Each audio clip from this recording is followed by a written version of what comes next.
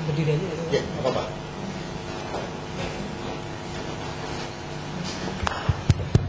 Terima kasih. Assalamualaikum warahmatullahi wabarakatuh. Izinkan saya berdiri saja ya. Ini apa? Saya lebih senang berdiri. Sales soalnya. Baik.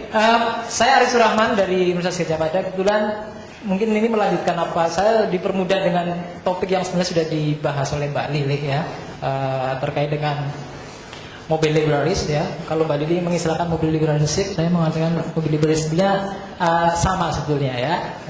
Hanya pendekatannya yang Mbak Lili itu pendekatan kepustakaan, dan saya pendekatannya ke perpustakaannya ya. Nah,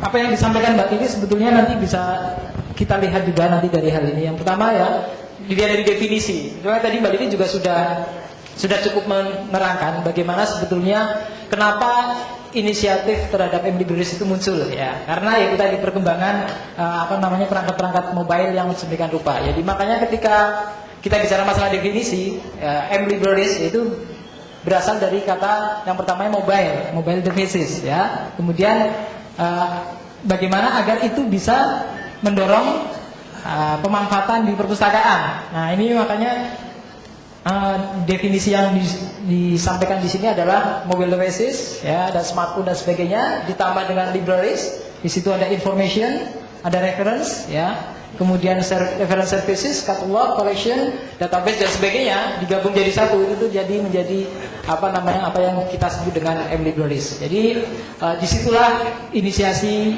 terkait dengan M-Libraries itu muncul, perkembangan semacam itu. Nah, kita sekarang akan coba lihat beberapa hal. Ya, yang pertama, mungkin nggak kelihatan ya, secara detail aja, ya, secara singkat aja. Jadi konsep secara historis perkembangan perpustakaan kan diawali dari perpustakaan tradisional, ya, perpustakaan tradisional, ya, di mana ada paper dan sebagainya, ya, manuskrip, katalognya masih tercetak gitu. Kemudian berkembang menjadi elektronik, ya, format-format seperti audio tapes dan sebagainya itu muncul, ya. Nah, kemudian berkembang lagi konsepnya lagi ada digital library, ya. Kemudian virtual. Sebetulnya antara virtual dan digital dan elektronik ini hampir bersinggungan kemunculannya. Kemudian yang terakhir dengan adanya perkembangan gadget menjadi ada satu perkembangan baru adalah mobile libraries itu, ya. Jadi di sini saya ingin kita mencoba melihat dulu bagaimana perjalanan perpustakaan dari waktu ke waktu itu secara historis semacam itu. Nah, kenapa kok mobile libraries, ya? Kita bisa lihat di sini ada satu data, ya, terkait dengan data penggunaan mobile tren kedepannya. Jadi digambarkan tahun 2010 sampai 2020, ya, di tempatnya Mbak Lili ini ada sebelumnya, ya. Pada tahun 2010 itu nanti 10 miliar pengguna mobile internet akan ada. Nah, jadi yang tadinya orang tidak cuma menggunakan telepon, handset itu, ya, mobile telepon itu untuk telepon saja gitu, ya, tapi juga sudah menggunakannya untuk mengakses ke internet. Itu perkembangannya semakin tinggi, ya. Jadi cuma tidak hanya SMS dan sebagainya.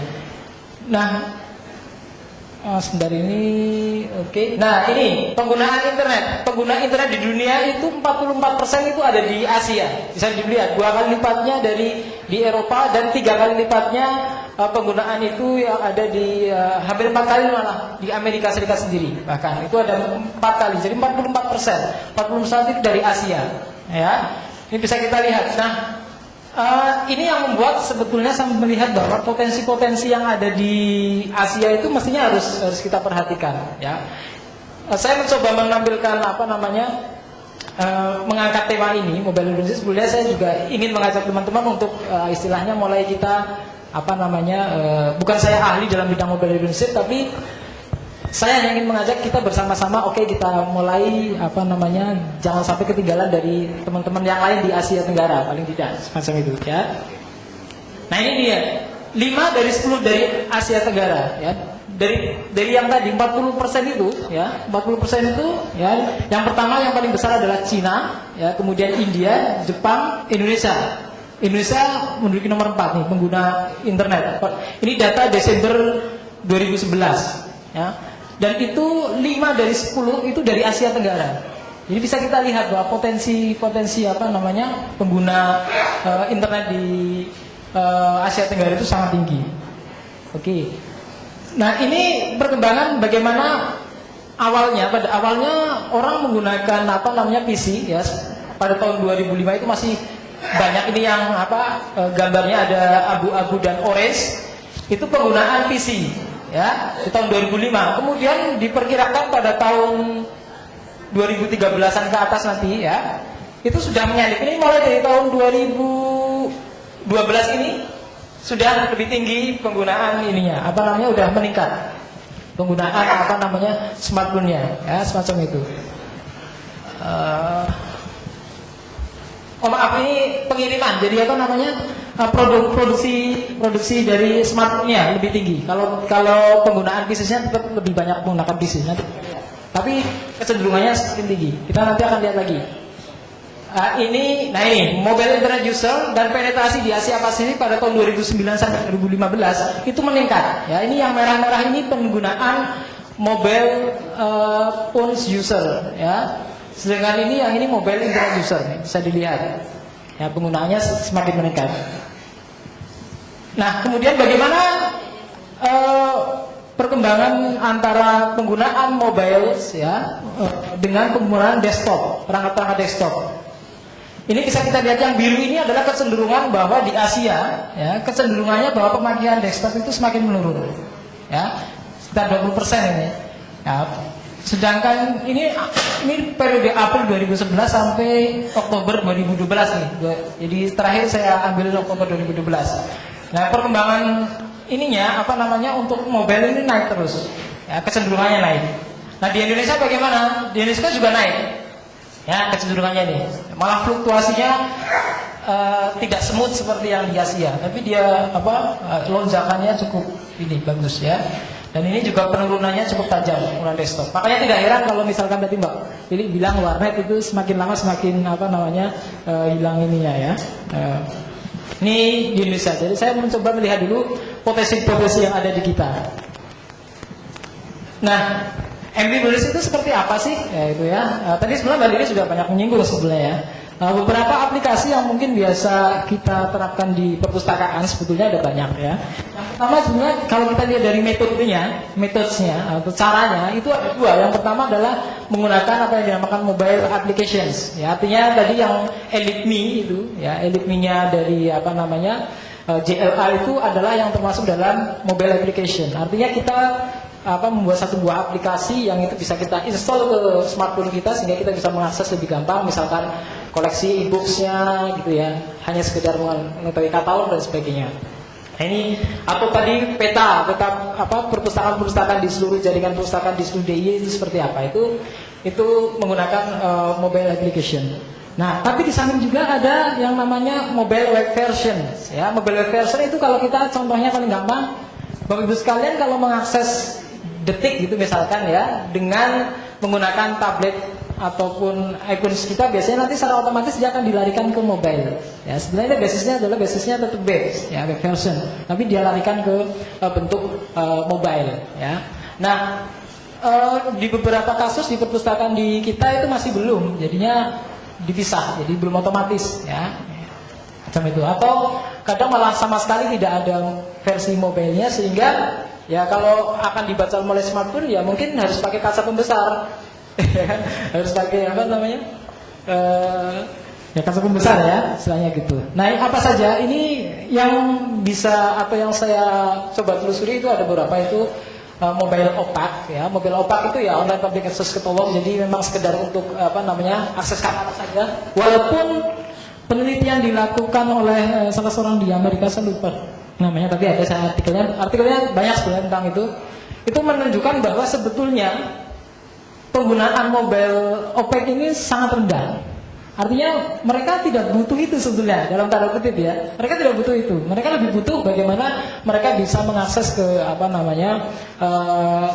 status bukunya itu, yang dia pinjam itu bagaimana, terus informasi terkait dengan reference dan sebagainya ya, itu lebih dibutuhkan dibanding hanya sekedar menampilkan mobile catalog misalkan ya, karena ternyata tidak banyak yang menggunakan itu kalau itu berdasarkan survei yang ada di Amerika ya.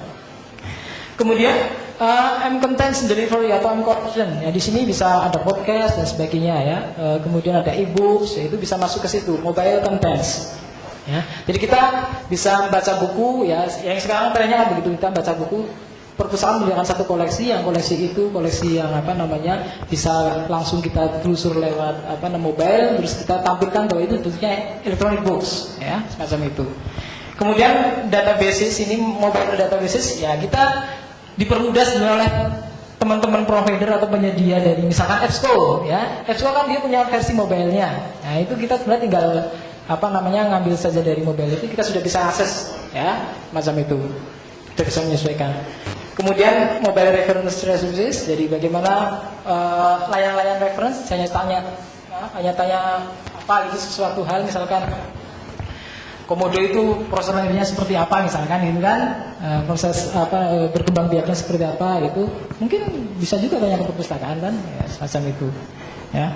Kemudian library SMS notification ini yang paling banyak sebetulnya di Asia juga ya, jadi SMS notifikasi, Anda terlambat mengembalikan buku, Anda sudah saatnya memperpanjang gitu misalkan, atau hanya sekedar di perpustakaan ada informasi mengenai buku-buku baru ya, SMS alert misalnya itu ya. Kemudian mobile library tool, jadi di situ bisa berbentuk podcast, bisa berbentuk videocast ya. Jadi mobile artinya users itu bisa mengakses kalau menggunakan perpustakaan seperti apa sih. Jadi kita tidak perlu lagi ada setiap saat, misalkan setiap awal ajaran kalau di perguruan tinggi itu kita memberikan sosialisasi perpustakaan gitu ya. Cukup dengan mereka melihat mobile library tool ini sebetulnya bisa mestinya gitu ya. Kemudian M-location itu tadi yang di JLA ada ya, mobile location. Jadi bagaimana kita menunjukkan lokasi tertentu ya, perpustakaan A, perpustakaan B dan sebagainya. Kemudian sosial media, nah ini yang paling banyak ya. Ya, paling banyak digunakan. Jadi saya coba telusur, saya akses 10 masing-masing 10 perpustakaan universitas, top universities di Asia Tenggara gitu, saya coba. Kebanyakan mereka pasti untuk yang sosial media selalu ada, Facebook, Twitter selalu ada ya, pasti saja. Tapi saya tidak tahu, yang ini yang mungkin perlu benar-benar ditelusur atau diteliti. Sebetulnya efektif nggak sih pemakaiannya itu? Apakah benar bahwa dengan kita menjalankan Facebook dan Twitter itu banyak yang memberikan kita respon terhadap perpustakaan dan sebagainya. Ini juga perlu diteliti saya kira, yang belum dilakukan oleh teman-teman kadang adalah bagaimana apakah sejauh ini efisien atau efektif apa yang sudah kita lakukan itu. Jangan-jangan mereka nggak butuh itu, gitu kan? Maksudnya hanya ngikutin tren aja, perpustakaan hanya ngikutin tren karena banyak orang mau Facebook gitu, semacam itu. Ya. Kemudian mobile text survey dan quiz ini sudah dilakukan di Singapura ya. Kemudian QR code ya, quick response code. Jadi ini bentuknya seperti ini ya. Bentuknya seperti ini, 2 dimensi ini ya, yang ini ya. Yang itu nanti ketika itu kita scan pakai tablet PC kita atau pakai smartphone kita, dia akan akses ke mobile website-nya kita, mobile site kita ya. Jadi ketika ini di-scan gitu nanti ada, jadi di tablet kita itu bisa yang namanya ada QR code generator atau QR code scanner. Jadinya begitu kita scan itu pakai handphone kita itu nanti otomatis kita akan lari ke mobil websitenya mereka. Macam itu ya. Itu. Nah, di Asia Tenggara bagaimana? Nah, di Indonesia itu MOPED ada ya. Kemudian mobile web version ada beberapa, tapi ini sangat sedikit. Saya kemarin dari 10 yang ada, mungkin nanti saya bisa justru perlu masukan dari teman-teman yang memang benar ada. Saya itu coba melihat di UI, UGM sendiri malah belum. UGM terus terang belum malah. Untuk yang yang fakultas yang pusat ya, tapi yang fakultas sudah ada. Fakultas teknik itu sudah menggunakan mobile web version ini. UI sudah ada. Mungkin bisa dikoreksi nanti. ITB saya lihat belum, IPB juga belum. Unpad juga belum, saya lihat. Unair, Unibro, saya lihat juga belum. Ya, di ini nanti kita bisa lihat ya. Ya. Kemudian QR code itu juga belum banyak ini. Yang saya tahu ini hanya di tempatnya Mas Kuroko ini, Fakultas Teknik UGM ini mencoba menganuan QR code ini. Kemudian M-Databases ini juga baru sementara memanfaatkan itu tadi. Apa yang sudah disediakan oleh provider, misalkan dari EBSCO gitu kan, mereka kan sudah menyediakan, Prokes juga ada sendiri. Jadi baru memanfaatkan semacam itu. Jadi sebetulnya masih inisiasinya sudah ada lah, sudah bagus, tapi masih minim sebetulnya. Kemudian mobile application sudah ada tapi baru masih sedikit sekali ya. Yang saya lihat Eko Dewi baru, yang lainnya saya belum nemu. Ini saya belum terus terang karena waktu saya belum begitu menggali, belum banyak ya yang application ini. Kemudian library instruction ini juga sudah ada. Nah, jadi ini sebenarnya cuma informasi instruksi aja. Di perpustakaan itu ada semacam secara singkat bagaimana masuk perpustakaan, jam buka dan sebagainya dari situ.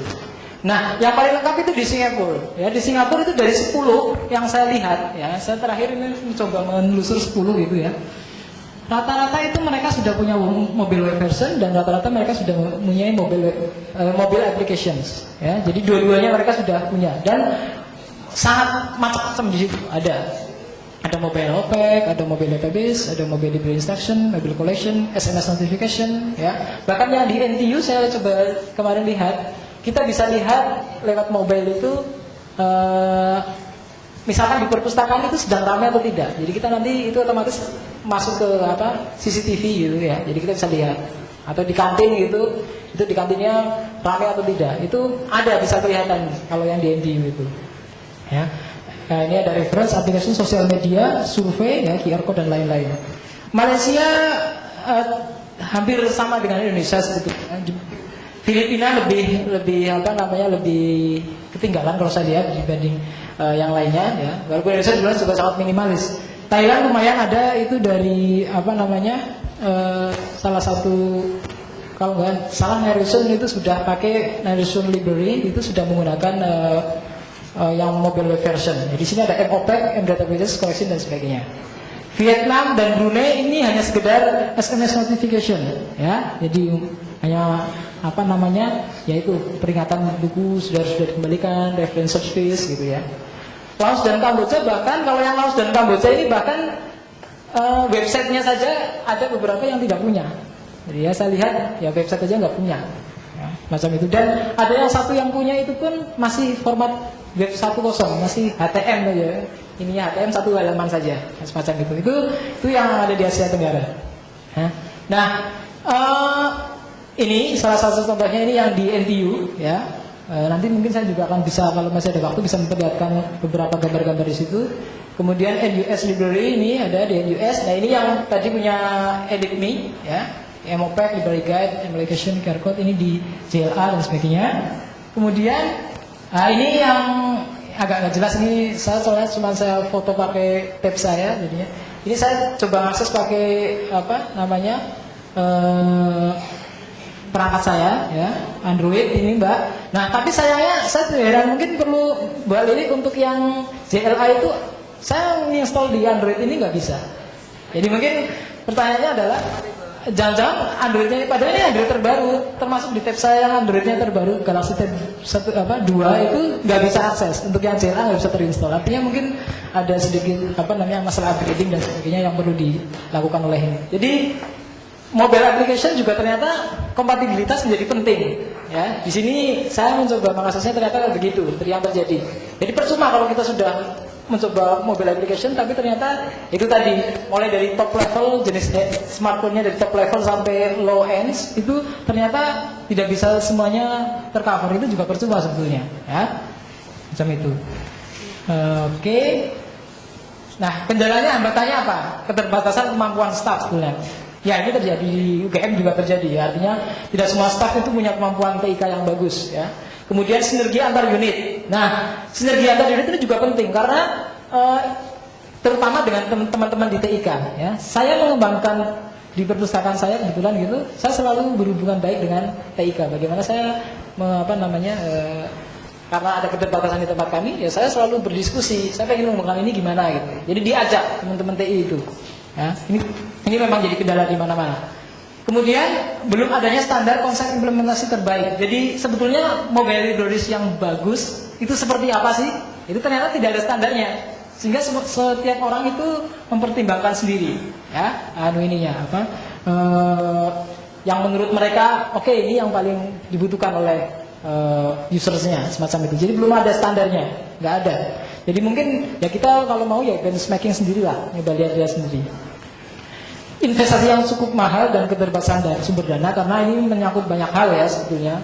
Jadi tidak cuma hanya mobile webcam sesuatu ya website kita, tapi juga kita bagaimana mengkorek informasi apa saja yang perlu dimasukkan di situ ya. Kemudian kita juga harus melakukan penelitian. Ini yang paling penting. Kalau menurut saya kita harus melakukan penelitian. Sederhana saja. Sebetulnya kebutuhan atau perilaku users kita tuh terhadap mobile ini seperti apa sih?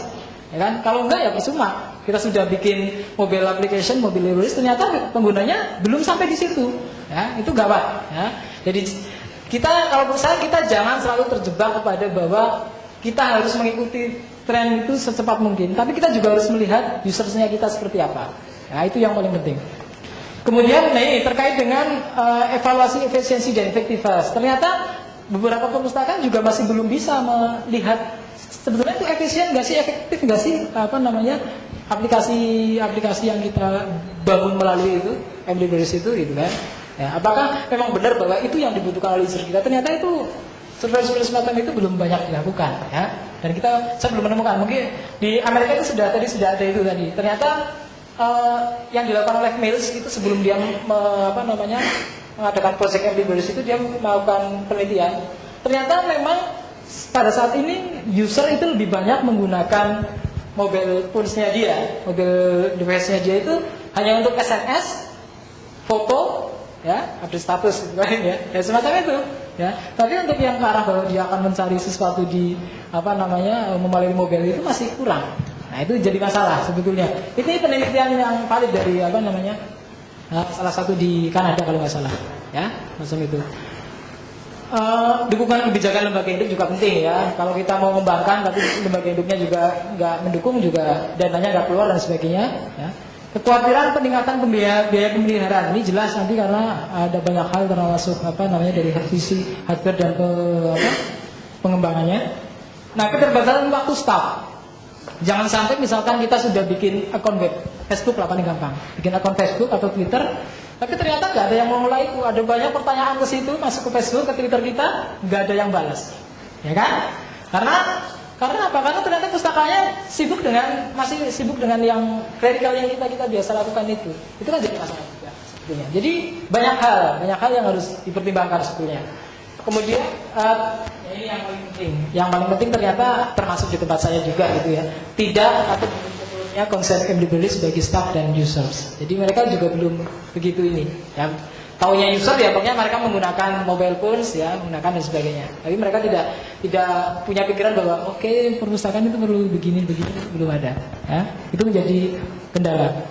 Nah, beberapa rekomendasi yang mungkin ya saya kira bagus buat kita ini adalah perlu riset terhadap perilaku pengguna, terutama terkait penggunaan mobile devices dan kebutuhan MLibraries. Jadi kita harus riset dulu perilakunya seperti apa sih di tempat kita itu. Tadi yang saya sebutkan tadi. Kemudian perlu membuat roadmap pengembangan MLibraries. Jadi roadmap di perjalanannya nanti dari mana dulu nih inisiasinya.